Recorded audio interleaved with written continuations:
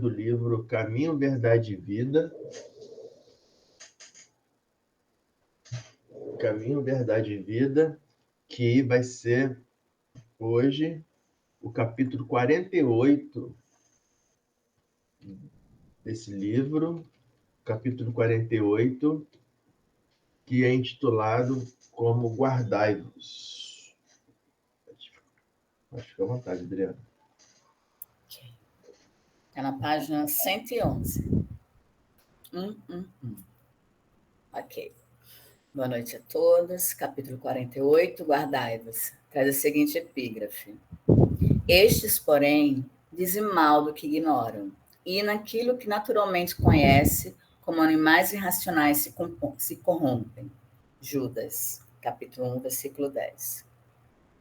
Em todos os lugares, encontramos pessoas sempre dispostas ao comentário desairoso e ingrato relativamente ao que não sabem. Almas levianas e inconstantes, não dominam os movimentos da vida, permanecendo subjugadas pela própria inconsciência. Só um minutinho. E são essas justamente aquelas que, em suas manifestações instintivas, se portam no que sabe como irracionais. Sua ação particular costuma corromper os assuntos mais sagrados, insultar as intenções mais generosas e ridicularizar os feitos mais nobres. Guardai-vos das atitudes dos murmuradores irresponsáveis. Concedeu-nos o Cristo a luz do Evangelho, para que nossa análise não esteja fria e obscura. O conhecimento com Jesus é a claridade transformadora da vida, conferindo-nos o dom de entender a mensagem viva de cada ser e a significação de cada coisa, um caminho infinito. Somente os que ajuizam acerca da ignorância própria, respeitando o domínio das circunstâncias que desconhecem, são capazes de produzir frutos de perfeição com as dádivas de Deus que já possuem. E assim seja. Que assim seja. Obrigado, Adriana, pela leitura do exórdio. A gente convida a Eliana para poder proferir a prece de início.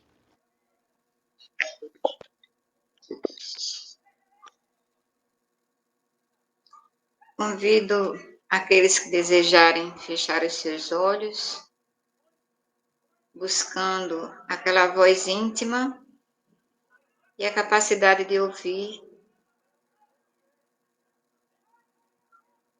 Pai Celestial, amado Mestre Jesus, mais uma vez, Mestre, nos colocamos aqui reunidos em Teu nome, agradecendo a presença dos amigos espirituais que nos acompanham em cada encontro, a cada semana,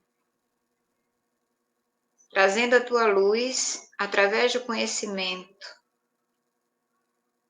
para que tenhamos a certeza que o conhecimento é um caminho que nos leva a Ti, Senhor.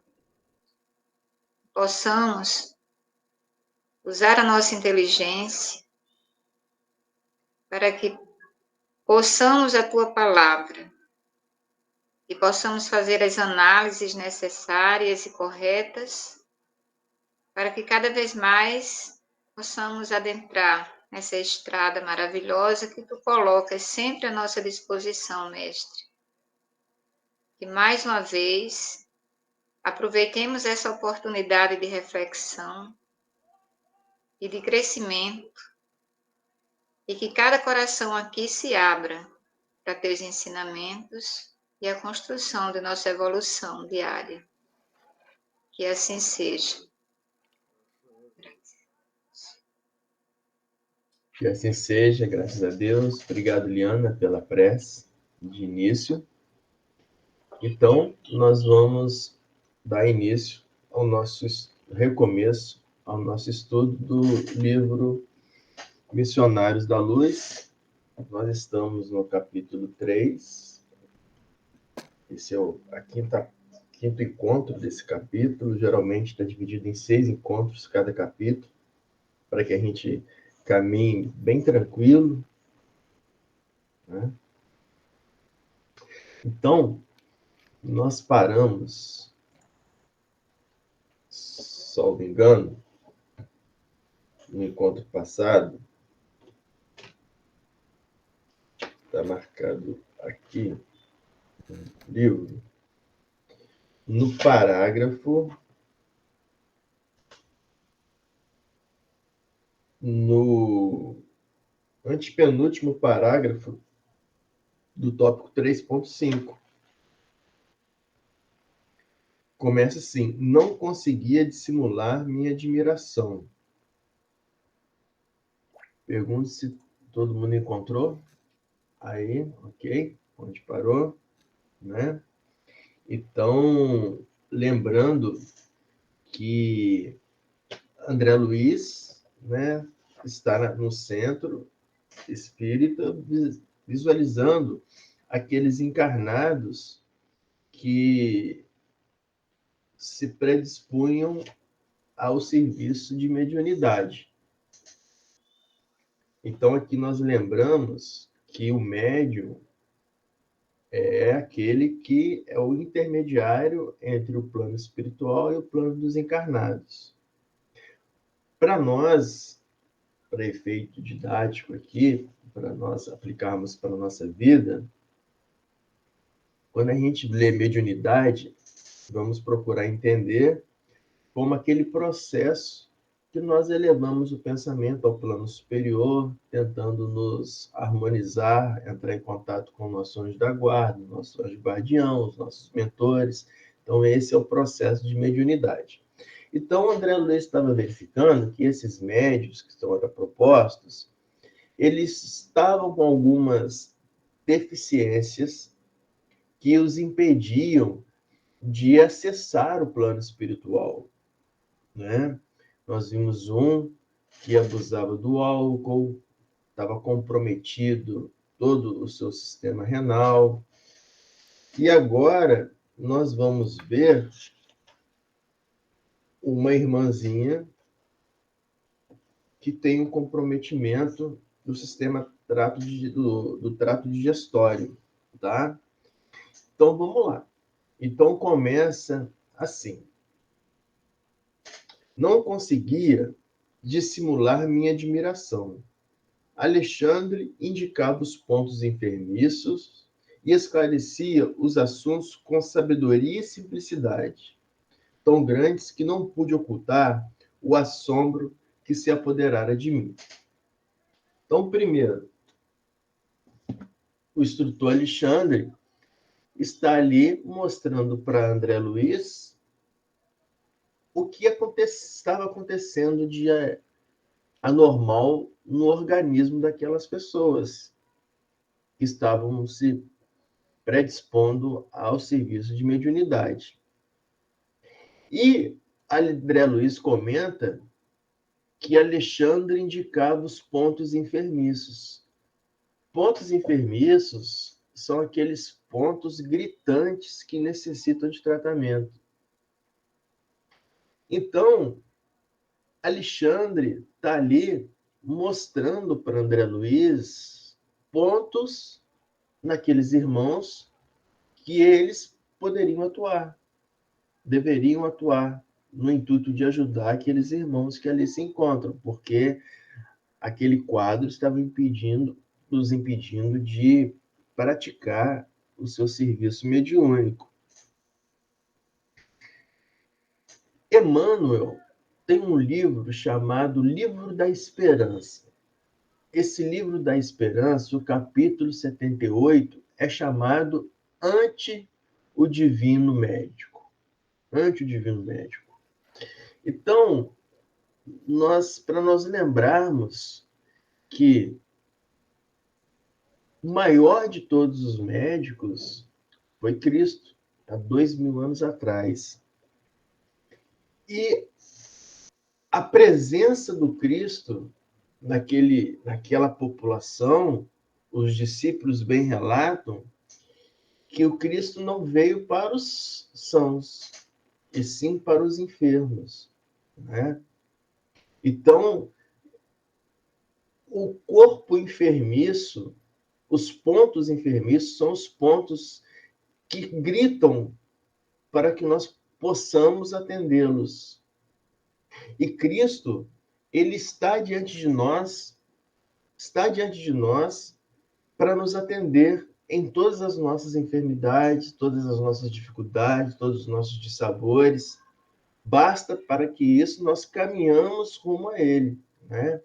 Então, para nós lembrarmos que para todas as nossas necessidades, nós devemos contar com o divino médico. Então, Emmanuel nos diz nesse capítulo 78 que milhões de nós outros, os espíritos encarnados e desencarnados em serviço na Terra, somos almas enfermas de muitos séculos, né? Então, todos nós. Então, por isso que Alexandre está dando esse exemplo dos irmãozinhos enfermos, para nós nos lembrarmos que nós somos esses exemplos. Nós somos aqueles enfermos que arrastamos pontos enfermiços de séculos e séculos de encarnação. Seja um ponto enfermiço no estômago devido a uma cólera trazida de séculos atrás, seja um ponto enfermiço no coração devido à mágoa que nós carregamos de outras experiências ou até mesmo dessa vida atual.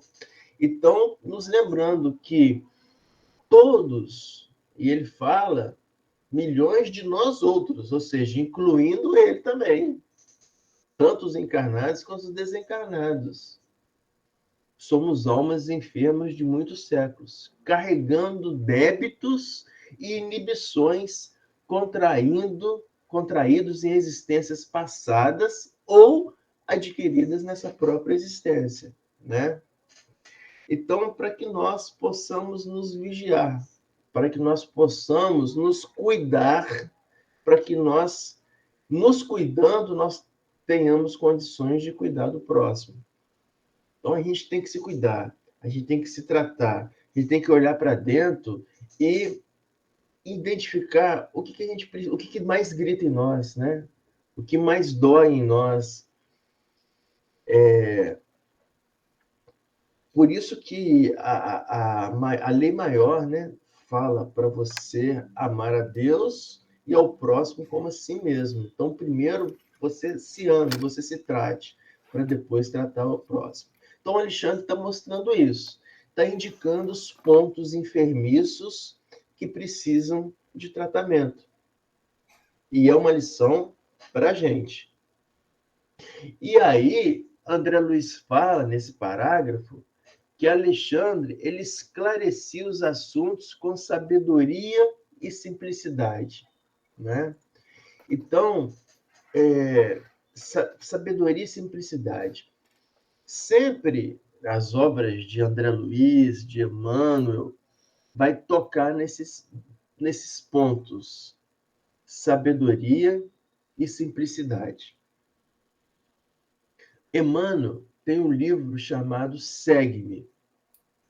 Capítulo 26 chama A Sabedoria do Alto. Então, esse livro Segue-me, né, é um chamado para a gente, né, para a gente se encaminhar na trajetória do Cristo. E esse capítulo 26, chamando Sabedoria do Alto, mostrando o que a gente tem para absorver quando a gente se eleva ao plano superior. O que a gente tem de melhor para absorver quando a gente se eleva do plano superior. Então, antes dele começar a falar nesse capítulo, ele cita o capítulo 3, do versículo 17 de Tiago, onde relata o Cristo dizendo que a sabedoria que vem do alto, ela é pura, pacífica, moderada, tratável, cheia de misericórdia e de bons frutos, sem parcialidade e hipocrisia. Então, aqui a gente tem que falar disso aqui um pouquinho mais devagar. A gente tem que centrar aqui. Então, quando André Luiz fala que Alexandre ele ia esclarecendo os assuntos com a sabedoria, e nós sabemos que Alexandre é o mentor de André Luiz, então é um espírito elevado. Então, é uma sabedoria que ele traz do alto. Então, uma sabedoria que vem do alto, que nós buscamos do alto, é o que traz para a gente a pureza, né? A pureza, sem contaminações do nosso dia a dia. Por isso que a lei da adoração é a primeira lei do livro da terceira parte do livro dos Espíritos, né? A lei da adoração, para isso, mostrando assim, se você quer praticar as 10 leis divinas, a primeira coisa que você tem que fazer é levar o seu pensamento a Deus, é levar o seu pensamento ao alto. Por quê? Elevando o seu pensamento ao alto, a primeira coisa que você faz é você oferecer o seu coração para Cristo, para que nosso coração seja tratado, seja purificado. Por quê? Porque a sabedoria que vem do alto, a primeira coisa que ela é pura. Então, é essa pureza que Alexandre está passando para André Luiz. Mas a sabedoria que vem do alto, ela não é só pura, ela é pacífica. Então, quando a gente eleva o nosso pensamento ao alto, a gente entra em paz, a gente se pacifica, a gente retorna ao equilíbrio que a gente tinha provavelmente perdido no nosso dia. Por isso que é importante essa elevação ao alto. Pois não, Adriana? Só para ler, para complementar a sua fala, o Salmo 24, o versículo 3. Quem subirá ao monte do Senhor, ou quem estará no seu lugar santo? Aquele que é limpo de mãos e puro de coração, que não entrega a sua alma à vaidade, nem jura enganosamente. Este receberá a bênção do Senhor e a justiça do Deus da sua salvação. Salmo 24. Pois é. Então, é aquele que se eleva e se purifica, né? Aquele que se eleva e se purifica. Isso tudo, pessoal, está trazendo para a gente a lembrança da nossa necessidade diária de parar, elevar o pensamento aos céus, né? Se reequilibrar no momento de desequilíbrio. Então é isso. Então, quando a gente se eleva, a gente busca a sabedoria do alto, a gente purifica o coração, a gente se pacifica, a gente se torna moderado, porque a sabedoria que a gente pede do alto, ela é pura, pacífica e moderada, né? A gente se torna moderado, né? Menos exacerbado, menos tendente para nós mesmos do que para o outro. Então, a moderação é isso, né? É aquela parte do equilíbrio que muitas das vezes nós perdemos durante o dia. Então, ela é tratável também, a sabedoria do alto, né? Ela é tratável. Por quê? Porque ela nos trata. Quando você se eleva, você é tratado. Além disso, ela é cheia de misericórdia e de bons frutos. Então, toda vez que nós elevamos nosso pensamento aos céus, nos conectamos com o plano divino, nós somos tratados pela misericórdia divina. Pela misericórdia divina, né? O nosso coração, as angústias dos nossos corações são esvaziadas pela misericórdia divina, pela misericórdia de Deus. Por isso que após uma oração a gente se sente com o coração mais leve, mais em paz, mais sereno. É pela tratabilidade, pela misericórdia divina. Então, por isso que diz Tiago, né, nas frases de Cristo. Então, quando você consulta, eleva o seu pensamento a Deus, essa sabedoria divina que passa para você, para nós, ela te trata porque ela é cheia de misericórdia, e se ela é cheia de misericórdia, se você sente a misericórdia de Deus, você rende bons frutos no seu dia, né? E sem hipocrisia, apenas nós fazendo o que é para ser feito, nada mais e nada menos.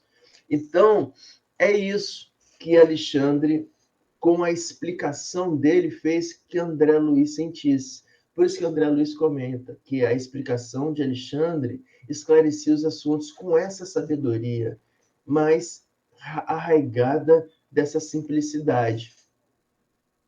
E aí Emmanuel comenta que a sabedoria do alto, ela plasma os verdadeiros valores da educação. Os verdadeiros valores da educação. Aí ele comenta que a universidade, ela ilustra o cérebro. O evangelho aperfeiçoa o coração. Então, por isso que Emmanuel, no livro Consolador, né, que é aquele livro de perguntas e respostas que os companheiros do centro, onde Chico trabalhava, fazia para Chico quando em contato com Emmanuel, na questão 204, Emmanuel fala para a gente aquela frase que eu falo várias vezes aqui, né? O sentimento e a sabedoria são as duas asas com que a alma se elevará para a perfeição infinita. Então, por que o sentimento e a sabedoria? Né? Porque nós temos que ligar esses dois pontos, o coração e o cérebro. Né? O coração e o cérebro. Emmanuel, comentando sobre essa frase de Tiago, ele fala que a universidade ilustra o cérebro, o evangelho aperfeiçoa o coração. Então, é aquilo, é o conhecimento que nós buscamos no estudo, mas aquele entregue que nós fazemos a Cristo para que esse estudo seja internalizado, aperfeiçoando o nosso coração, né? Então, sempre esse casamento entre o conhecimento e o sentimento, né? Para que esse conhecimento seja um conhecimento puro e que nós, com o sentimento purificado, a gente tenha a condição de aplicá-los às boas obras daqueles que conosco convivem, né? Então, é isso que André Luiz está sentindo dos ensinamentos de Alexandre, nesse momento. Então, se ninguém tiver mais nenhuma dúvida, vamos continuar. E sempre lembrando, né? Sempre lembrando que para nós deixarmos o nosso coração mais puro, menos rancoroso, menos angustiado e menos pesado, nós devemos praticar pequenas coisinhas no dia a dia, pequenos pontos que nós devemos praticar. E aqui eu lembro do nosso livro agenda chamado Instruções Diárias para a Vida. Hoje, no dia 10, a mensagem que está lá no dia 10 é: se queres melhorar o outro, não maldigues ninguém.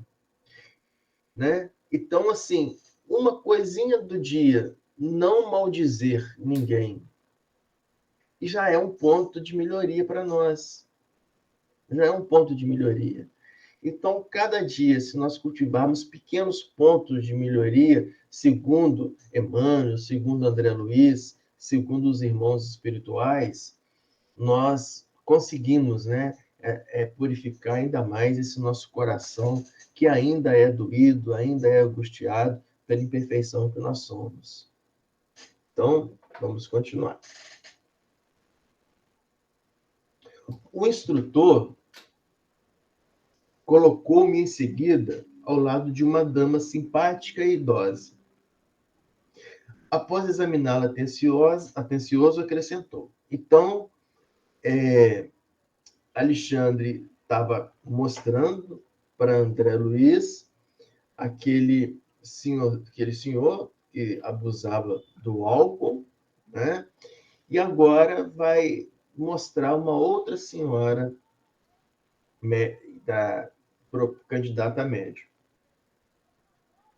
Após examinar atencioso, acrescentou o Alexandre. Repare nesta nossa irmã. É candidata ao desenvolvimento da mediunidade de incorporação. Então, aqui ele está falando que é uma candidata a médium. Mediunidade de incorporação, Alexandre quis passar para a gente que é aquela mediunidade em que o médium ele abriga o irmão espiritual. Isso que é incorporar. Você abrigar o irmão espiritual. Mas lembramos que os tipos de mediunidade que Kardec passa para nós são 8. Então, isso é interessante, é importante a gente sempre lembrar, né, para a gente saber quais os tipos de mediunidade que Kardec passa para a gente e onde que está. Está no livro dos médiuns, no capítulo 14, quando Kardec fala sobre os médiuns. Então, são 8 tipos de mediunidades, 8 tipos de médiuns. Os médiuns de efeitos físicos, né? Lembrar que os médiuns de efeitos físicos são aqueles médiuns que, através de sua mediunidade, têm a capacidade de, por exemplo, causar ruídos, mover determinados objetos. Essa mediunidade pode ser facultativa ou voluntária, né? Facultativa é quando ele tem a faculdade de fazer isso. Ele, não, eu quero fazer tal acontecimento. E involuntária, quando acontece pela própria força mediúnica do médium sem ele saber. Os médios, a segunda mediunidade são médios sensitivos, que são aqueles médios que conseguem sentir a presença dos espíritos, né? Então, apenas sente o espírito pela presença. Médio audiente, aqueles médios que conseguem escutar os espíritos, então mediunidade auditiva. Os médios falantes são aqueles médios que aí, quando o Alexandre fala mediunidade de incorporação, por exemplo, o médio falante é uma mediunidade de incorporação, onde o espírito se incorpora no médio e utiliza das cordas vocais para poder falar. Mas a mediunidade classificada por Kardec é médios falantes, médios auditivos, médios videntes, são aqueles médios que conseguem ver, né, os irmãos espirituais. Os médios sonâmbulos são aqueles médios que entram em certo desprendimento do perispírito para conseguir entrar em contato com a espiritualidade amiga. Médios curadores são aqueles médios que recebem irmãos espirituais que trabalham na cura. E o último tipo de mediunidade, os médios de psicografia. São aqueles médios que recebem a comunicação e fazem a psicografia, a escrita, tá? Então, só para lembrar os 8 tipos de mediunidade que está descrito lá no livro dos médiuns, no capítulo 14. Ok? Ok. Então, lembrado isso, vamos dar continuidade aqui. Ô, Marco. Oi. Também eu acho interessante a gente lembrar sobre a epífise, né? Que vai corroborar com o que foi dito aí, que a mediunidade não é exclusiva dos chamados médios. Por quê? A epífise é a glândula da vida espiritual do homem. E todo ser humano tem a epífise, né? Então, isso aí é só para ratificar que a mediunidade não é uma faculdade somente de algumas pessoas, né? Isso. E por isso, sempre que a gente faz questão aqui, né, de falar, quando ele está falando de médium, nós interpretarmos como nós mesmos, né? Nós mesmos, nessa conexão que nós temos com o plano superior, nessa conexão que nós temos com o nosso anjo da guarda, com o nosso mentor espiritual, né? Então, quando ele está falando de exercer a mediunidade, é isso. Nós nos conectamos com os irmãos espirituais, tá? Ok, bem lembrado. Pois não, Isabel? Isabel. É uma pergunta de uma pessoa leiga, tá? Você falou ali nas várias situações de mediunidade, né? Você falou no sonâmbulo. Isso estaria relacionado com a pessoa que tem sonambulismo ou não tem nada a ver outra situação? Então, o sonambulismo que ele quis dizer aqui é uma pessoa que ela está em vigília, ela não está dormindo, ela está em estado de vigília, mas o perispírito dela se desprende de tal forma que ela entra em transe, tá? Então, isso que são médios sonâmbulos. Eles estão em estado de vigília, mas o perispírito dele se desprende para que possa fazer as comunicações com o plano superior, tá? Os sonâmbulos que nós conhecemos, né, pela medicina, aí é uma parte orgânica, né, uma parte orgânica, em que ele tem uma sensibilidade ao sono, um sono leve, né? E esse sono leve permite que ele se levante, que ele, né, ainda em conexão com o sono, tá? Então, esse médio sonâmbulo não tem a ver com esse sonambulismo, tá? É só para fazer nós lembrarmos, né, das pessoas sonâmbulas, né? O médio está ali, ele está em estado de vigília, mas o perispírito dele está disperso. Ok? Que esse primeiro, né, Marco, é o chamado que a gente fala comumente do desdobramento, né? O desdobramento. Isso. Que seria o desdobramento. Uhum.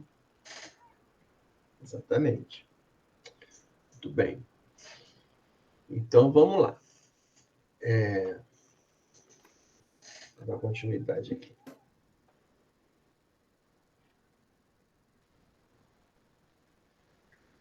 Fraquíssima luz, então ela é candidata ao desenvolvimento da mediunidade de corporação. Mas fraquíssima luz emanava de sua organização mental. Então, né, uma irmãzinha propondo a conectar com a espiritualidade amiga, e a gente sabe que para fazer essa conexão a gente precisa se ascender a planos superiores, então a gente, né, tem que se elevar. E lembramos, igual a Adriana falou, que o ponto de conexão com a espiritualidade é a hipófise, né? A hipófise. Então, essa glandulinha cerebral, que pequena, mas altamente energética quando nós a desenvolvemos, quando nós mantemos o nosso corpo em conexão com o plano superior, mantemos o nosso corpo em equilíbrio. E aí a gente lembra que nesse próprio livro, no primeiro capítulo, O Psicógrafo, André Luiz disse que a mente humana intensifica o poder de emissão e recepção de raios peculiares à nossa esfera. Qual esfera? A esfera dos desencarnados, através da hipófise. Então é preciso ter uma mente saudável, né? Uma mente em equilíbrio, para que possa fazer esse intercâmbio, porque é através da hipófise. Então, por isso que ele faz questão de dizer que a mente dela emanava uma luz muito fraca. Pois não, Adriana? Não é epífise, porque quando a gente estava estudando, falava que esse nome que você está falando agora era outro lugarzinho, que é epífise, né? Isso, epífise. Epífise.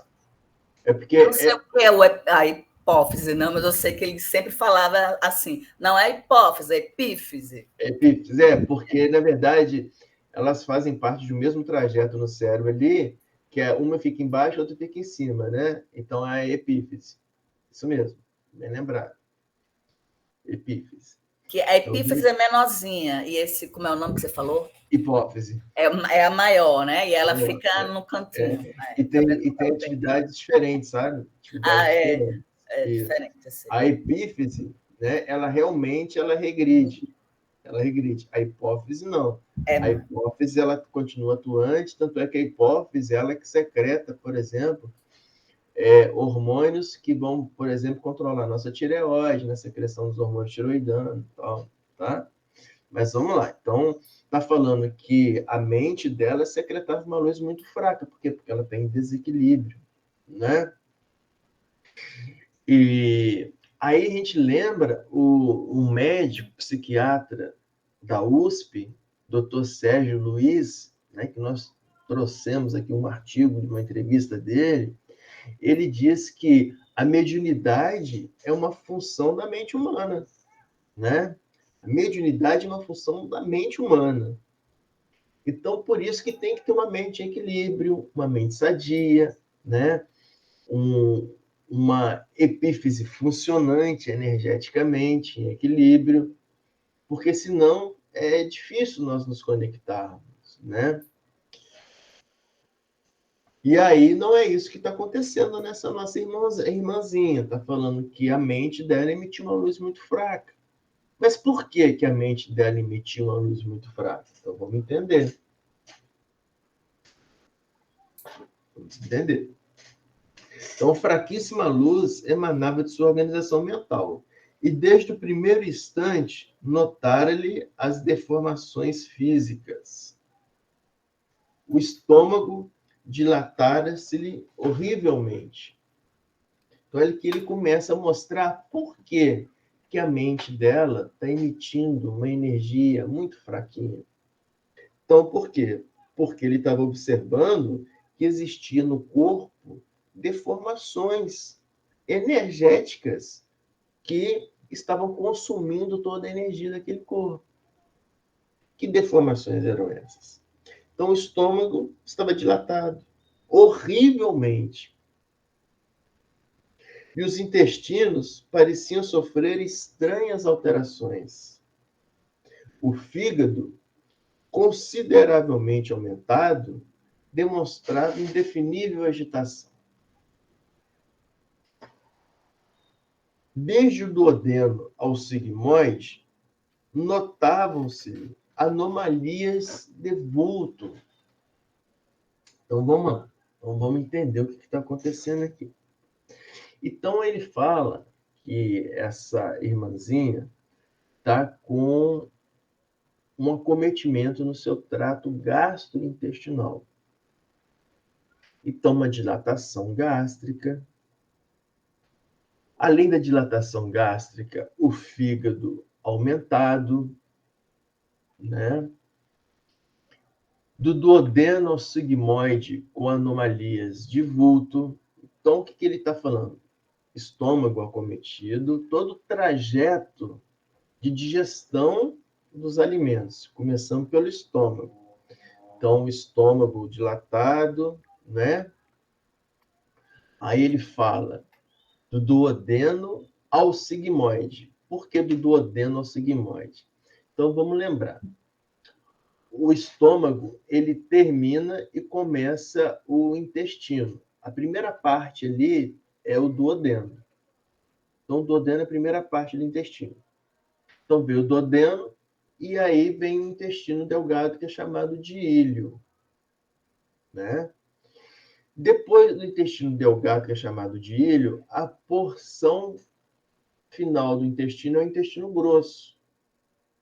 O intestino grosso, ele tem uma alça que, primeiro, ele começa de baixo e sobe na nossa lateral esquerda da cavidade pélvica, que é chamado de cólon ascendente.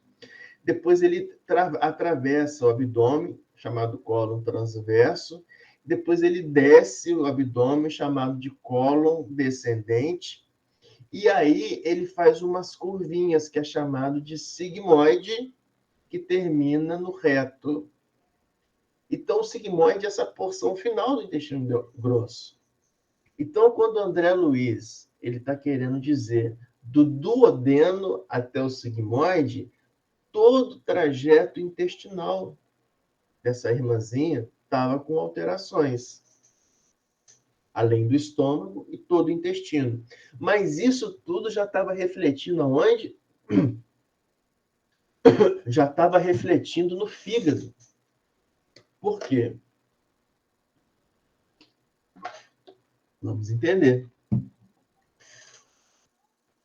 Quando a função, né, do estômago, do intestino, é digerir os alimentos para absorver nutrientes. Ali estava energeticamente tudo conturbado. Uma energia horrível naquele trajeto. E aí, os nutrientes que são absorvidos do intestino, a gente lembra, né, que a gente comentou da vez passada, eles são absorvidos por uma veiazinha, porque tem que ir para o sangue, então ele sai do intestino, que é um buraquinho, e vai para o sangue, uma veiazinha que chama porta. Essa veia porta conecta o intestino ao fígado.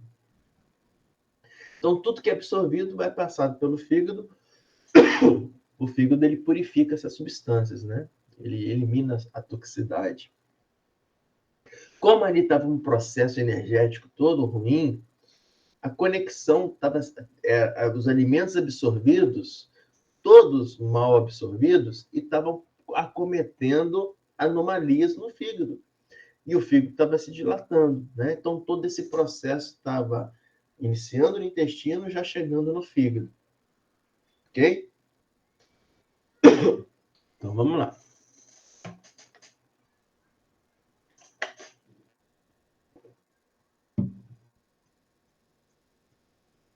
Vamos continuar.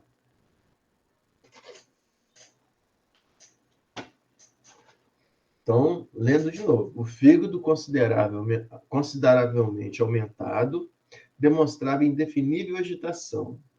Desde o duodeno ao sigmoide, notavam-se anomalias de vulto. Guardava a ideia de presenciar não o trabalho de um aparelho digestivo usual, e sim de vasto alambique, cheio de pastas de carne e caldos gordurosos, cheirando a vinagre de condimentação ativa. Então, aqui ele está falando aqui, cheio de pastas de carne e caldos gordurosos, cheirando a vinagre. Então, o que acontece? Uma alimentação descontrolada, uma alimentação desequilibrada em excesso, o excesso de carne e caldos gordurosos. Por que ele cita isso? Porque a carne e a gordura são as duas substâncias que exigem mais do nosso organismo para que sejam digeridas. Então, quando a gente faz uma alimentação rica em gordura, né, a gente fica, né, aquela plenitude gástrica, né? Por quê? Porque é de difícil digestão. O nosso organismo, ele tem que se concentrar numa fabricação de uma quantidade de enzimas absurdas para poder digerir. Então, o pâncreas, ele é exigido para fazer o suco pancreático, para poder digerir as proteínas através da lipase pancreática, amilase. Além disso, a vesícula biliar, ela é exigida, porque a vesícula biliar ela produz a bile, que é para emulsificar as gorduras, porque senão a gente passa mal, né? Então, todo o organismo, ele se volta para poder resolver aquele processo conturbado ali. Então, toda a energia é desviada para lá.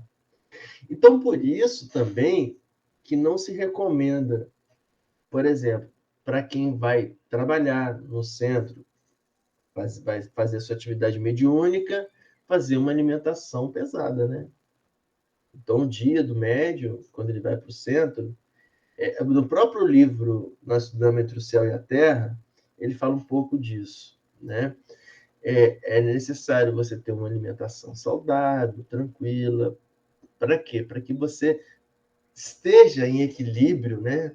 Não esteja usando o seu organismo tudo para um determinado ponto, você esteja em equilíbrio para poder elevar a sua mente, a sua energia mental seja aflorada, né? Então, é isso que ele está falando, quando ele fala cheio de pastas e carnes gordurosas. Então, como é de difícil a digestão, ela fica parada no trajeto gastrointestinal. Como fica parada, dá um cheiro azedo, que é o cheiro acético, o cheiro de vinagre, né? Então, por isso que André Luiz faz questão de dizer cheio de pastas de carnes e caldos gordurosos, cheirando a vinagre, ou seja, devido a essa estase, essa retenção do alimento no trajeto gastrointestinal. Marco. Oi. E também em relação ao nosso estudo aqui também, né? Que a gente também precisa ter esse cuidado com a alimentação, o cuidado com colocar o nosso nome lá, né? Já para receber a atenção dos espíritos, dos amigos espirituais, para que a gente não seja tentado a não estar aqui nesse momento do estudo, não só lá no centro, quando a gente fazer o trabalho, aqui também, porque aqui também é um trabalho mediúnico. Também nós estamos aqui para desenvolver a nossa mediunidade, né? Aprendermos mais com você e uns com os outros. Aqui também é um trabalho mediúnico, tanto é que a mediunidade está presente. E eu peço licença agora para fazer a leitura da nossa agenda, né, de 2024, que pediu para ser aberta, e agora eu acho que esse seria o momento de fazer essa leitura, se você me permite, assim. Lógico. Então, na hora que eu estava recebendo a leitura do exórdio, também foi pedido que eu abrisse a agenda. Então, a agenda ela vai passar a ser também mais um veículo de comunicação para a gente, né? Então, eu abri no dia 11 de março, traz a seguinte mensagem. Retire-se cada um dos excessos na satisfação egoística. Fuja ao relaxamento do dever, alige, né, elimine as inquietações mesquinhas e estará preparado às sublimes transformações. Aí o nome do livro não dá para ler, porque é pequenininho aqui. Isso, então é Vinha de Luz, tá? Vinha de Luz, isso. O livro Vinha de Luz, essa mensagem. Então, retire cada um dos excessos, né?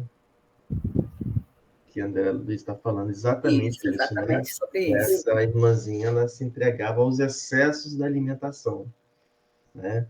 Muito bem, Adriana, muito bem colocado aí. Então, vamos lá. Então, vamos dar continuidade.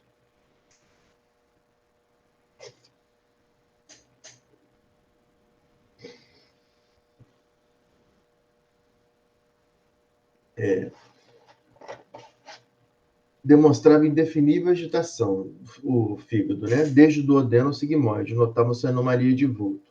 Guardava ideia de presenciar não o trabalho de um aparelho digestivo usual, e sim de vasto alambique cheio de pastos de carne e caldos gordurosos, cheirando vinagre de condimentação ativa. Em grande zona do ventre superlotado de alimentação, então aqui tá vendo? Então, o ventre superlotado de alimentação. Então, essa irmã se entregava ao excesso, né? A chamada glutonaria, né? Viam-se muitos parasitos conhecidos. Então, quando ele fala para a gente que viam-se muitos parasitos conhecidos, é que realmente ela estava parasitada, né? Então, existem parasitas que são transmitidas pelos alimentos e pela água, né? Ascaris lumbricoides é um deles, que é a lombriga, né?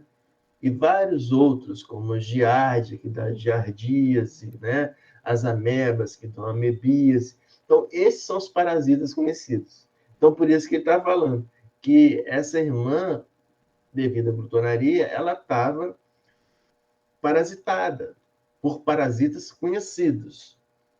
Mas, além deles, divisava outros corpúsculos semelhantes a lesmas voracíssimas, que se agrupavam em grandes colônias, desde os músculos e as fibras do estômago até a válvula do cecal. Então, o que ele está falando?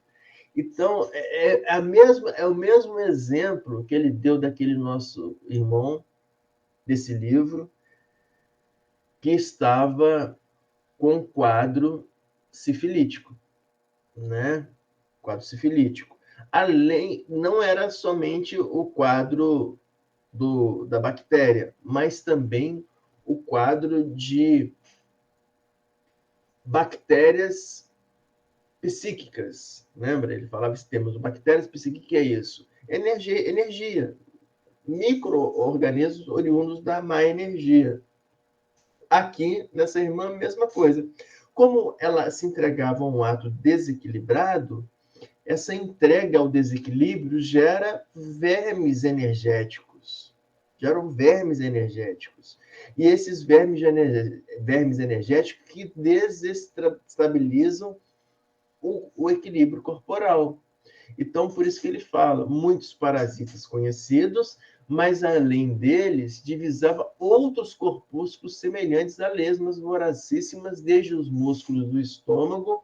Então, quando ele fala em músculo do estômago, veja que não está dentro mais no canal gastrointestinal, né?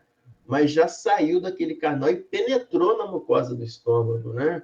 Já estava agredindo a parede do estômago, por isso que ele fala, já estava no músculo do estômago, né? Então, lesmas voracíssimas, desde os músculos do estômago até a válvula iliocecal. Então, o que é a válvula iliocecal? A válvula iliocecal é uma estruturazinha que ela se localiza entre o ilho, por isso que chama válvula ilho. Então, o ilho é a parte final do intestino delgado. Então, né, a parte inicial do intestino delgado é o duodeno. O intestino delgado tem vários metros, né? Ele fica tudo enrolado, né? Para a alimentação ir passando aí ser absorvida. O final dele é chamado de ilho. O início do intestino, então, o intestino delgado termina em intestino grosso, para terminar no reto, no ânus. O início do intestino grosso é chamado seco. Então, essa transição entre o intestino delgado e o intestino grosso tem uma válvulazinha ali para controlar que o sentido do alimento seja só do intestino grosso para o intestino delgado.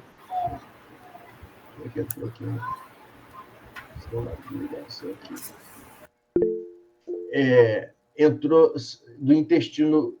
só um minuto, já abro, Malu. Saiu do intestino delgado, o fluxo do alimento na digestão sai do intestino delgado e vai para o intestino grosso. Então, nessa transição do intestino delgado para o grosso, tem que ter uma válvulazinha para que o alimento não refluxo, não volte para o intestino delgado. Essa é a válvula iliocecal, tá? Então, ele está falando que acometeu até a válvula iliocecal, ou seja, o alimento, além de estar em estase, ele não estava indo no sentido do intestino grosso, estava tendo um refluxo, ficava mais ainda parada. Pois não, Malu? Pode abrir o seu som, pode abrir o som. Essa válvula iliocecal onde tem o apêndice. Isso, aí o apêndice, por quê? O intestino delgado termina no intestino grosso, e nessa junçãozinha, aí tem um cordãozinho pequeno, que é um vestígio, que é um vestígio de quando nós éramos herbívoros na parte animal, tá? E é o apêndice, que não serve para nada, né? O apêndice só serve para inflamar. E quando o apêndice inflama, chama apendicite, né? Mas bem lembrado. Bem lembrado. Ok. Então, vamos dar continuidade, então.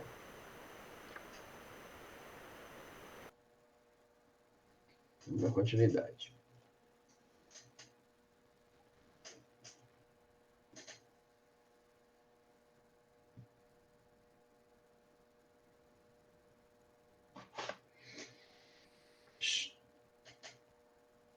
Semelhantes parasitas atacavam o suco nutritivo com assombroso potencial de destruição. Ou seja, além de tudo, né? É por isso que esses micro-organismos chamam parasitas, né? Porque eles absorvem os nossos nutrientes, né? Então a gente fica com déficit nutricional. Então aí está falando André Luiz que, além de tudo, o que há de importante nesses alimentos iam tudo para esses parasitas, né? Então ela estava entrando em déficit nutricional. Observando minha estranheza, então isso que tudo está falando para André Luiz e Alexandre, né? Está explicando para Alexandre o que está acontecendo ali no corpo dessa irmãzinha. Aí André Luiz fala, observando minha estranheza, o orientador falou em meu socorro. Então, o Alexandre vai estar falando e vê que André Luiz está naquele estado estupefato, né? Porque ele era médico e, quando encarnado, ele não conseguia ver isso tudo. Aí Alexandre diz, temos aqui uma pobre amiga desviada dos excessos da alimentação, né? Então, tudo que excede prejudica, né? Tudo que excede prejudica. Fala Paracelso, que é um médico da antiguidade, que a diferença entre o veneno e a medicação é a dose, né? A diferença entre o veneno e a medicação é a dose. Você está com problema X, você tem que tomar uma medicação. Essa medicação vai salvar a sua vida. Mas se você aumenta a dose, ela se transforma de remédio para veneno, né? Então, isso é tudo na vida. Tudo na vida, né? Então, o que gera, o que quebra o nosso ponto de equilíbrio, né? Nos prejudica. Então, aquele ponto de equilíbrio dessa senhora estava sendo quebrado exatamente no ponto da alimentação, no excesso da alimentação. E aí, Emmanuel tem um livro chamado Aulas da Vida. Por isso que o nosso grupo de estudos se chama Sociedade Literária Emmanuel André Luiz. A gente estuda as obras de André Luiz com explicação de Emmanuel, né? E aí Emmanuel tem um livro chamado Aulas da Vida, que, na verdade, esse livro Aulas da Vida não é do Emmanuel, de autores diversos. O Emmanuel, ele assina o capítulo 13 desse livro, que é chamado Aflições Excedentes. Tudo que excede gera aflição para a gente, né? Que a gente busque sempre o equilíbrio, né? A moderação, né? Por isso que a gente falou naquela leitura lá, que quando a sabedoria do alto, ela traz para a gente moderação, a gente se torna moderado, né? Então, Emmanuel, nesse capítulo chamado Aflições Excedentes, ele fala que por toda parte transitam portadores de aflições excedentes. Não satisfeito com as responsabilidades que a existência lhes impõe, amontoam cargas de sofrimentos imaginários, né? Então, para nós nos lembrarmos, para que nós temos que nos policiar constantemente, para que a gente não entre nesse equilíbrio dos excessos da vida, né? Que a gente não coloque excessos em necessidades nossas, além do que a gente precisa, né? Então, é isso que Emmanuel está querendo nos dizer, né? Que muitas vezes, né, nós nos amontoamos com cargas de sofrimentos imaginários, que nós mesmos trouxemos para a gente através do nosso desequilíbrio, né? Então, essa irmãzinha, ela trouxe para ela esses desequilíbrios imaginários, tanto é que a mente dela está desequilibrada, tanto está desequilibrada que começa falando no nosso estudo que a mente dela emitiu uma luzinha fraca. Então, são esses excessos do desequilíbrio, né?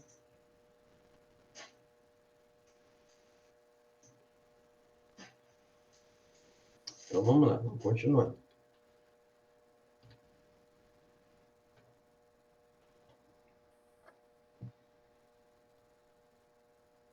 Então, temos aqui uma pobre amiga desviada dos excessos de alimentação.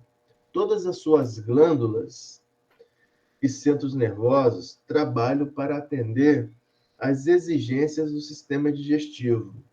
Então, todas as glândulas dela e os centros nervosos trabalham para atender às exigências do centro digestivo. Então, aquilo que a gente está falando, rompeu o equilíbrio. Então, quando ela entrou em um processo de excesso de alimentação, na glutonaria, o corpo dela fica só desviado para aquilo. Por isso que a mente dela está numa fraca luz. Então, isso também ele representa para nós, gente, uma dica para que nós tenhamos cuidado quando nós tendemos a ficar focados sobre determinadas coisas. Por exemplo, um pensamento repetitivo, né? Um pensamento repetitivo. Então, acontece uma coisa conosco, de alguém que nos magoou, por exemplo, né? Aquilo gera uma mágoa. O que é a mágoa, né? Na verdade, mágoa é tudo aquilo que nós não conseguimos digerir, fica guardado no coração e ele volta e meia é colocado para fora, colocado para fora, colocado para fora. Então, esses pontos de repetição são pontos de desequilíbrio, né? Então, a mágoa é um ponto de desequilíbrio, né? Então, o pensamento é chamado, né, em psicologia, chama de monoideísmo, né? O que é monoideísmo? É isso, quando acontece uma coisa conosco, alguém, por exemplo, num relacionamento, que a gente, né, tem uma frustração amorosa, então você fica aí meses a fio, né, a alimentar aquilo que não deu certo, o monoideísmo, né? Passa todos os dias, vem na cabeça, você alimenta aquele mono, fica pensando. É um desequilíbrio, é um excesso, né? É um excesso e onde você está focando a sua energia para um desequilíbrio imaginário, conforme Emmanuel nos diz, né? Um desequilíbrio imaginário. Então, nesse momento em que ele dá para a gente, Alexandre, mostrando para André Luiz que todas as glândulas e centros nervosos estavam desviados para atender às exigências do centro digestivo, para que nós tenhamos cuidado com a nossa mente, né? Com aquilo que nós permitimos que entre na nossa mente, para que não entre coisas que desviem a nossa energia, né, para esses excessos da mente que nós ficamos a repetir pontos de mágoas do nosso passado, pontos de mágoa da nossa existência, pontos de dores, muitas das vezes dores que já até passou, mas nós ficamos ali mexendo na ferida, né, cutucando a ferida, fazendo questão de relembrar, né? Então que nós trabalhamos também neste ponto aí, né? Ficarmos atentos a essas coisas que podem repetir em nossa mente, gerando desequilíbrio. Então, vamos lá. Continuar. Descuidada de si mesma, caiu na glutonaria crassa, tornando-se presa de seres de baixa condição. Então, ele fala, essa nossa irmã se descuidou de si, entrou na glutonaria. O que é glutonaria crassa? Né? Glutonaria crassa glutonaria é o excesso de comida, né? É o excesso de comida. Você come não para satisfazer uma fome, mas para satisfazer o seu desejo, né? O seu desejo, a sua ânsia, né? Então isso que é glutonaria crassa. E aí ela torna-se presa de seres de baixa condição. Por quê? Está em desequilíbrio. Então, se ela está em desequilíbrio, ela baixa o estado vibracional, entra na zona daqueles seres que compactuam com o mesmo desequilíbrio. Como esses seres estão desencarnados, não têm um corpo físico, eles se aproveitam dessa sensação dessa nossa irmã em desequilíbrio para ter aquela sensação que eles tinham quando encarnados na Terra, né? É isso que é o chamado vampirismo, né? Vampirismo é isso aí, né? O alcoólatra que abaixa o seu estado vibracional fica suscetível àqueles irmãos alcoólatras desencarnados para ter aquela sensação. Os drogadictos, a mesma coisa, né? Que caem no uso da droga, né? Quando nós nos permitimos cair em pensamentos ruins, né, em pensamentos de desequilíbrio, nós entramos naquela faixa vibracional daqueles irmãozinhos desequilibrados. Então, é isso. Então, por isso que Alexandre faz questão de informar para a gente isso, que ela tornou-se presa de seres de baixa condição. E por que me conservasse em silêncio, incapacitado de argumentar, ante ensinamentos tão novos, o instrutor considerou. Então, Alexandre aprendendo isso tudo e estava, né, de boca aberta, né? Ele era tudo novo para ele. E Alexandre considera: perante estes quadros, pode você avaliar a extensão das necessidades educativas na esfera da crosta, né? Então, isso é interessantíssimo, né? Interessantíssimo. Tudo na vida é aprendizagem. Tudo na vida é aprendizagem.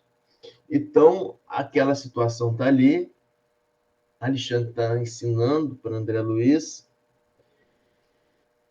e para nos mostrar que nós temos que levar as situações do dia a dia como situações de aprendizagem, né?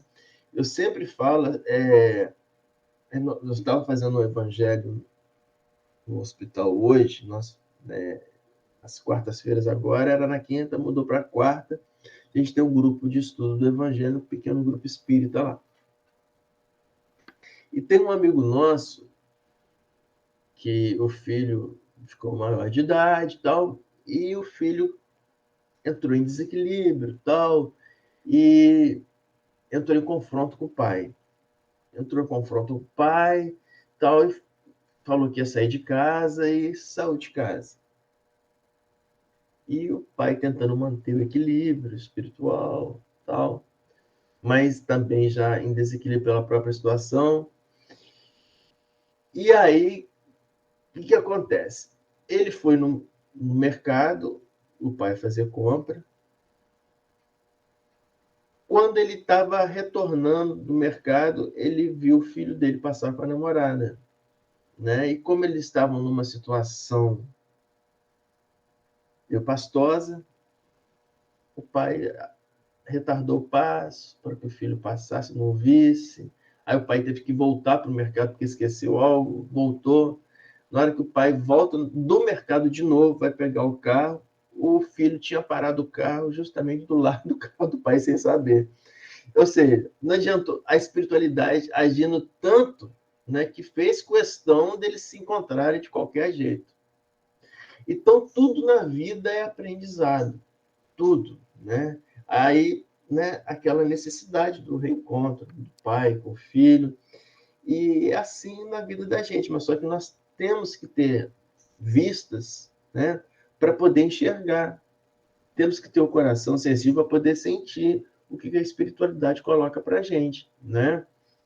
Sempre falo do menino também que trabalha comigo, que o pai, ele revoltado com o pai, porque o pai, né, abandonou desde o nascimento, tal, e não tem nenhum vínculo com ele e não faz questão de ter, né? E ele se mostrou revoltado.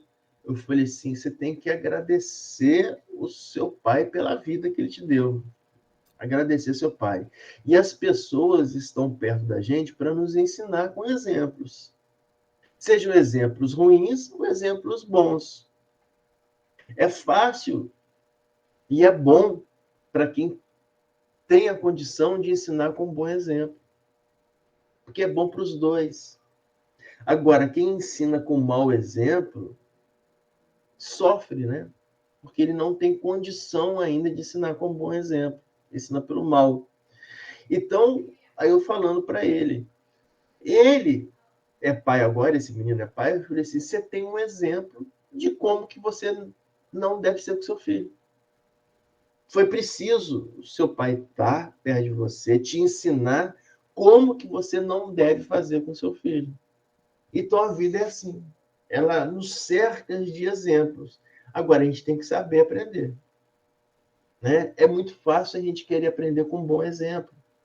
Com aquela pessoa que amável, que é carinhosa, que dá o ombro, que está sempre com boas palavras para nos aconselhar. Mas e aprender com quem é amargo? E como aprender com quem é rancoroso perto da gente? Né? Nos mostrando como que nós não devemos ser. Né?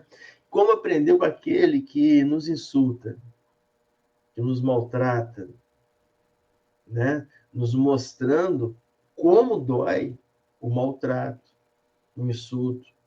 Então, é isso. A vida da gente está cheia de pontos para a gente aprender. E interessante que a gente comentou isso também hoje de manhã,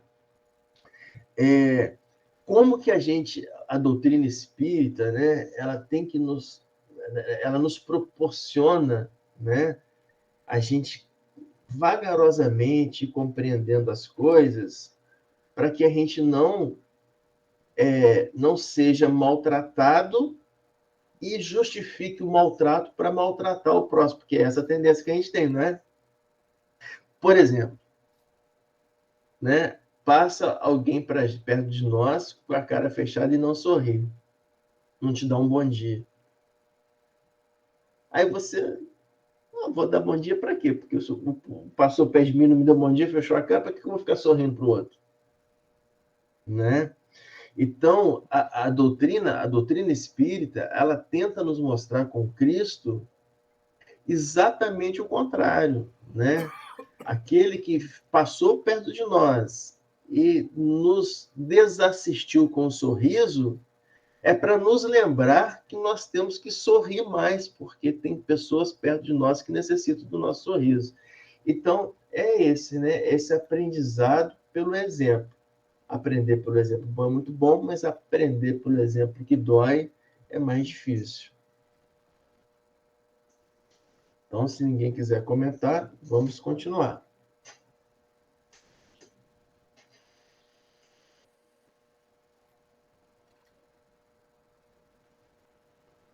Então, perante esses quadros, pode você avaliar a extensão das necessidades educativas na esfera da cruz. Então, isso tudo que a gente comentou aqui são as necessidades educativas, as nossas necessidades educativas, né, na esfera da cruz.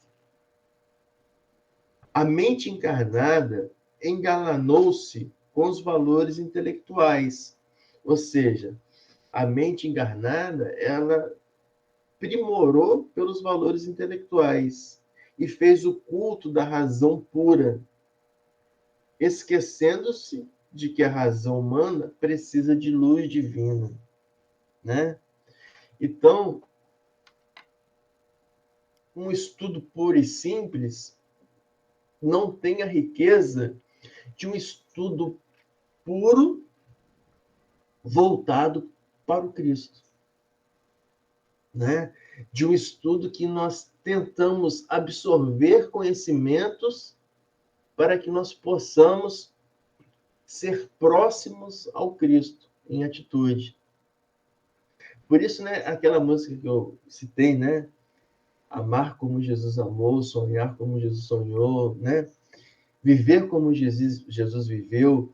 Então, é isso. O conhecimento que chega a nós, a doutrina espírita, ela nos diz isso, que nada do que a gente absorve hoje vai ter um valor real se nós não aplicarmos isso para nos aproximarmos do Cristo. Por isso que nós estamos aqui estudando, né? Então, essa irmãzinha esqueceu-se que a razão humana precisa da luz divina. O homem comum percebe muito pouco e sente muito menos. Ante a eclosão de conhecimentos novos, em face da onda regeneradora do espiritualismo, que banha as nações mais cultas da Terra, angustiada por longos sofrimentos coletivos, necessitamos acionar as melhores possibilidades de colaboração para que os companheiros terrestres valorizem as suas oportunidades benditas de serviço de redenção. Ou seja, eles estavam ali para colaborar, eles estavam ali para trabalhar, né? E Alexandre está lembrando para André Luiz que nós né, somos seres imperfeitos, né, que nós sofremos pela nossa imperfeição, né, que passamos zonas de sofrimento devido à nossa imperfeição para que nós possamos aprender, né? Então, todas essas zonas de sofrimento que nós passamos é porque ainda nós só conseguimos aprender pela dor, né? Então, nós passamos por cataclismas, tal, né, coletivos, porque nós só aprendemos pela dor. Nós necessitamos visualizar o desencarne de milhares de pessoas para que nos choque, para que nós possamos valorizar a vida como uma presente divino. Uma pandemia, né? Como uma pandemia que parou o mundo. Né? E aí, muitos de nós ainda não conseguimos aprender, né? Não conseguimos. Que é demonstração nessa pandemia de agressividade maior, né? De luta maior pela vida do que na pandemia, né? Nós verificando irmãos, a gente que trabalha no hospital, né? A gente via, né, os pacientes tentando, se agarrando numa possibilidade de viver, né? Quando estava no hospital ali, né, com falta de ar. Então, é isso, né? Os exemplos, os ensinamentos da crosta terrestre, né? Então, ainda nós temos que passar por situações de dores para que nós possamos ainda aprender a valorizar a vida, valorizar o sentimento puro, né?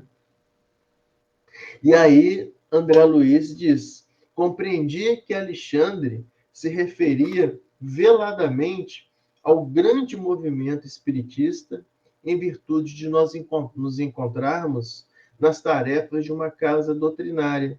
E não me enganava porque o bondoso mentor continua a dizer gravemente. Então, ele viu que ele estava numa casa espírita.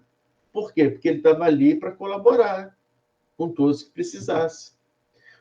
Aí ele, né, diz que o espiritismo cristão é a revivência do evangelho de nosso Senhor Jesus Cristo. Então, a gente, né, nunca pode esquecer isso, que espiritismo é o Cristo, é aprender a caminhar na trajetória do Cristo. E isso que é espiritismo, né? Questão 627, né, do Livro dos Espíritos, mostrando para a gente. Deixa eu deixar aqui, acho que é a Bianca que está querendo entrar. Então, por isso que a questão 627, que diz para a gente que o objetivo da doutrina espírita é tornar inteligíveis os ensinamentos do Cristo. Para quê? Para que a gente possa aplicar de forma mais eficaz os ensinamentos do Cristo na nossa vida, no nosso caminho, né? Então, eu falo, o espiritismo cristão é a revivência do evangelho do Cristo.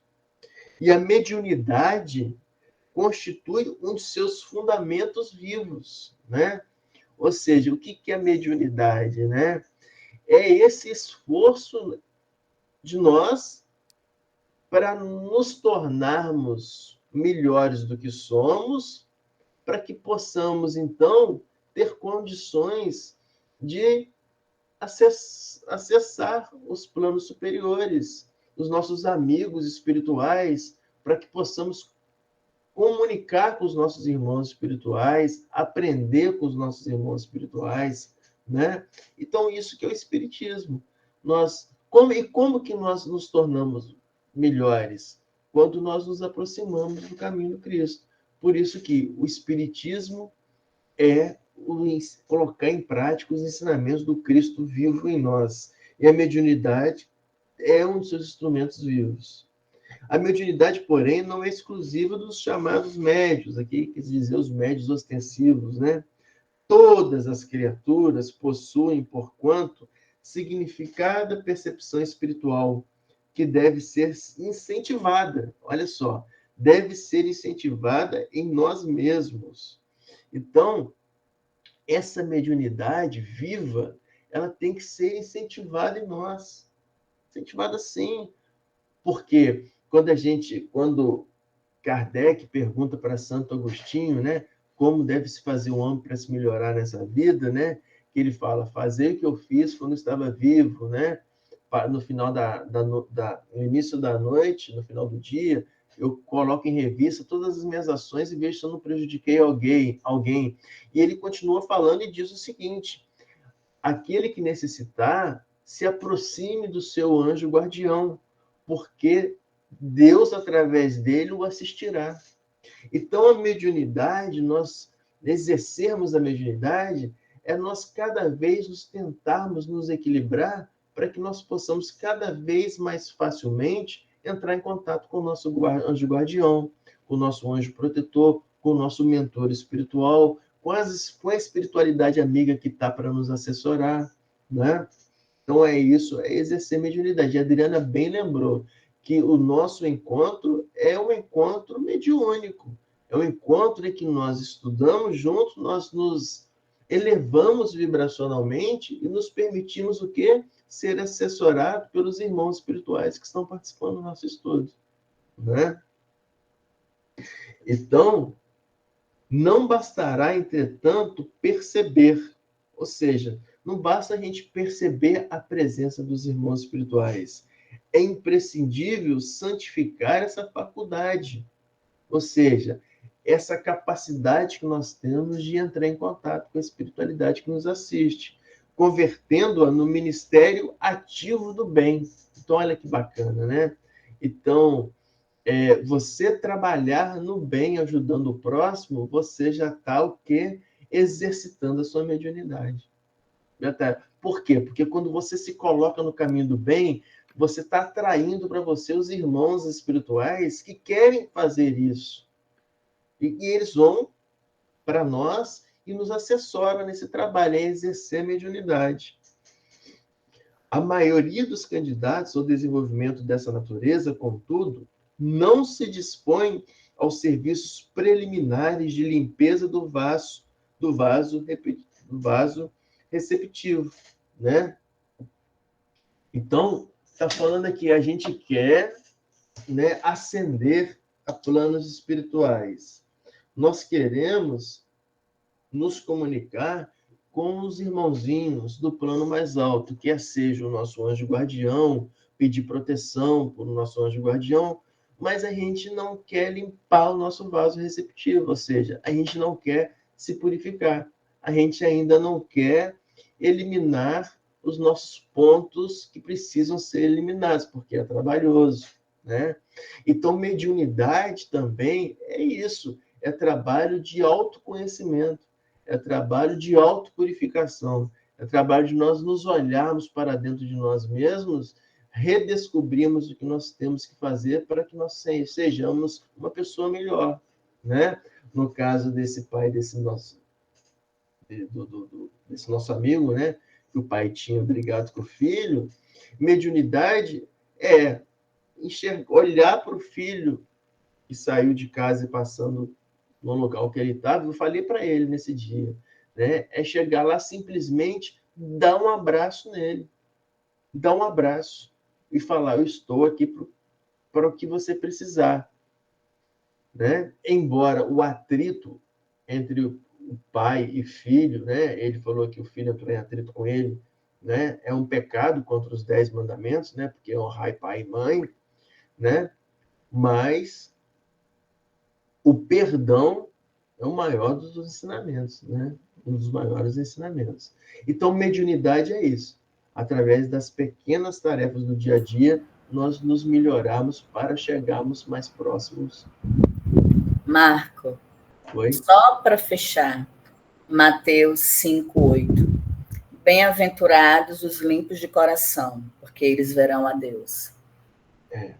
Exatamente. Então, aquele que falou, né, do coração, a sabedoria do alto, tornar o coração puro, né?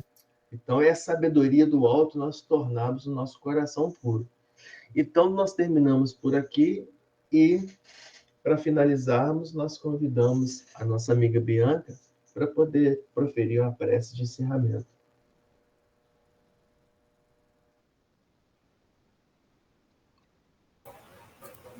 Boa noite. Que bom que eu cheguei a tempo, né? Graças a Deus. Vamos lá. Senhor Jesus, Mestre dos mundos, que a gente possa aqui agora elevar os nossos pensamentos a Ti. Nossos corações sempre vão se encher de muita gratidão pela Tua presença luminosa em nossas vidas. Perdoa, Senhor, as nossas inúmeras limitações ainda aqui nesse mundo. Dai-nos a Tua mão para que a gente possa caminhar sempre melhor, desenvolver gradativamente em nós todas as possibilidades divinas que testemunhamos em Ti, que aprendemos toda semana um pouquinho aqui estudando, tendo o nosso mestre Marco aí nos guiando, nossos amigos que contribuem sempre para a nossa evolução. Adriana, linda, muito bonita a foto de vocês no Instagram. Que a gente possa estar sempre aprendendo cada vez mais. E que nesse exercício diário de amor ao próximo, a gente possa estar sempre amparado pelo Teu consolo, Senhor, pedindo sempre a cura para todos os nossos males, para todos nós, para todos os nossos irmãos que ainda sofrem, que ainda não conhecem a luz do Teu amor, e que, diante de toda dor aqui nesse mundo, a gente possa estar sempre fortalecido, né? Mesmo diante de tantas dores, a gente continue fortalecido na fé, na gratidão, na alegria que nos sustenta, e sempre com muita coragem de seguir adiante, sempre certos de que não há mal que dure para sempre, e que nenhum mal que não traga em si a oportunidade da gente poder se transformar, para a gente poder realmente evoluir, né? Reforma íntima. Que a paz encontre abrigo, que a paz encontre abrigo sempre generoso nos nossos corações, e que todos os homens eles possam perceber a responsabilidade da Tua colaboração fraterna para a construção da harmonia, para o desenvolvimento sempre, almejando aí a união entre todos os povos do nosso planeta. Vamos mentalizar agora a cura do nosso planeta, a união entre todos os povos, porque o amor sempre vai vencer. Gratidão, Mestre Jesus, gratidão a todos os mestres ascensionados, gratidão a todos os nossos mentores, nossos guias espirituais, nossos amigos que estão sempre nos acompanhando na nossa caminhada do bem. Gratidão à nossa amada Santa Virgem Maria. Prece com Maria. Alma de Maria, santificai-me. Coração de Maria, inflamai-me. Mãos de Maria, amparai-me. Olhos imaculados de Maria, olhai-me. Lábios de Maria, falai-me. Dores de Maria, fortalecei-me. Ó doce Maria, atendei-me no coração de Jesus. Não permitas que de vós me afaste, e dos meus inimigos defendei-me. E na hora do desencarne, chamai-me e levai-me para o meu querido Jesus, para convosco o amar e louvar por todos os séculos dos séculos. A paz de Jesus e o amor de Maria para todos os meus irmãos de fé, de luz, de caminhada. Que assim seja, graças a Deus. Que assim seja, graças a Deus. Obrigado, Bianca, pela realização. Obrigado a todos pela participação do nosso estudo e que nós consigamos nos encontrar na próxima quarta-feira aqui, nesse mesmo horário. Boa noite a todos. Boa noite a todos, obrigada. Até mais.